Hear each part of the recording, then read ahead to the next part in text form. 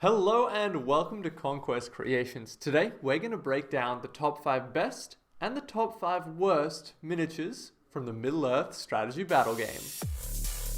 Given that Games Workshop's been making Middle Earth miniatures for over 20 years, they've had some incredible miniatures, and naturally, when you make that many miniatures, some of them aren't quite as nice.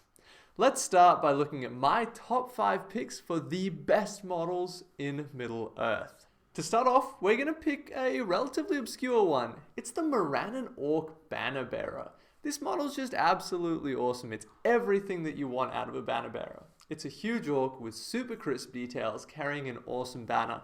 This is the perfect addition to any mortal army to really bring your army to the next level. I'm trying to find a metal one of these miniatures to include in my army.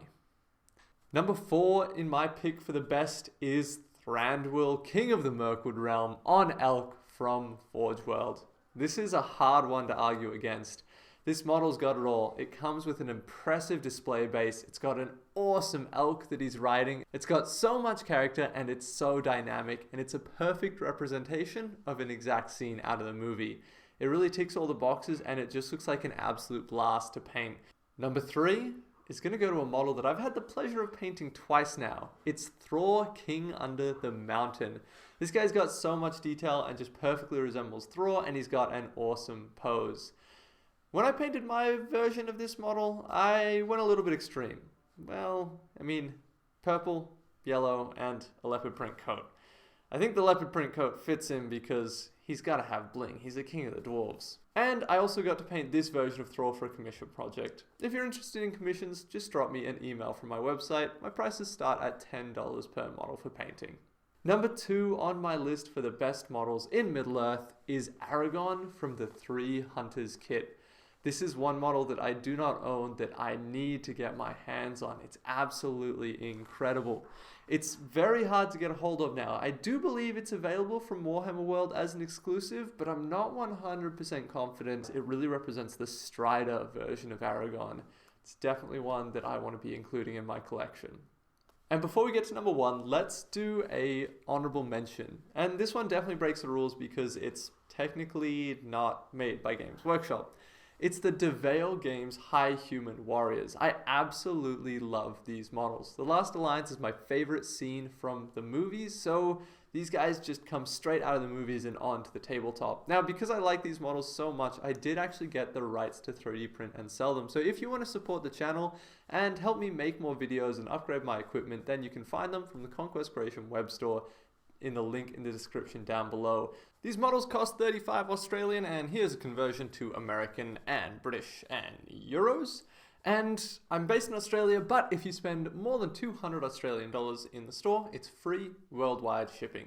You're going to see these guys in a battle report very, very soon, because I've got a 500 point Last Alliance Elves and Numenorians army that's nearly ready, and in the future I'm going to be playing pure Numenorians, so watch out for that.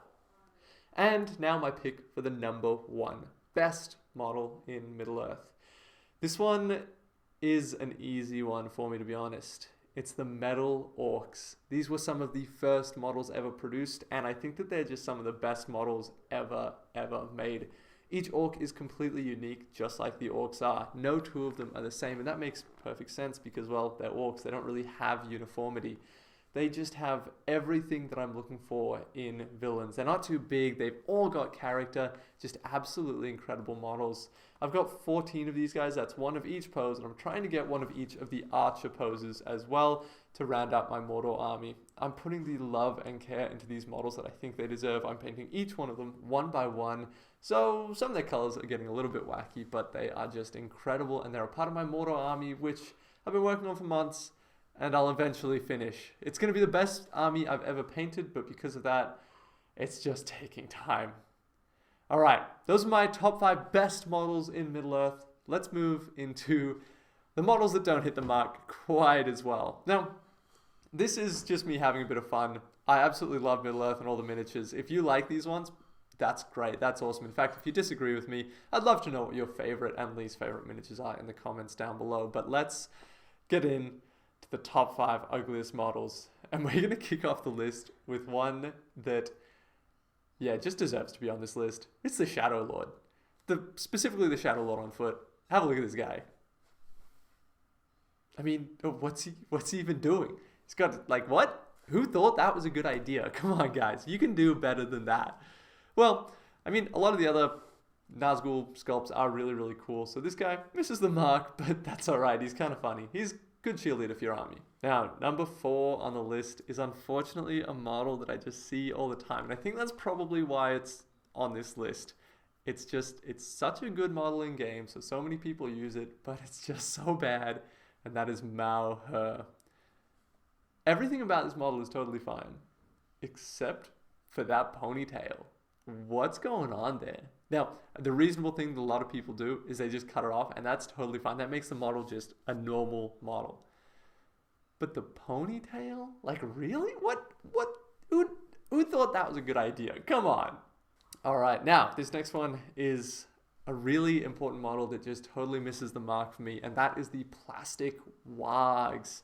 In the movie, these things are so cool. They're kind of like hyena, pit bull monsters. And then on tabletop, they just don't look as good as I want them to. The good thing is that there are the metal warg riders that are a bit harder to come by, but they have awesome wargs. They're exactly what I'm looking for. Unfortunately, the plastic ones just don't do it for me. But they're a pretty common model, and I think a lot of people do actually like them, so I might have some people disagreeing with me here. All right, the second worst model in Middle Earth. Now, this one probably got bumped a bit higher on the list because it actually came back and became available again after being unavailable for a long time. I totally understand why it wasn't available, and that's the tiny Haldir model. It's Haldir with a sword. He's in a weird pose. I've never seen anyone ever hold a sword like that before, but it's not that bad. The bad thing is just how small this guy is. Like, he could actually just be a tall hobbit. He's tiny. I have one of these models, and I just don't understand why didn't they make him bigger.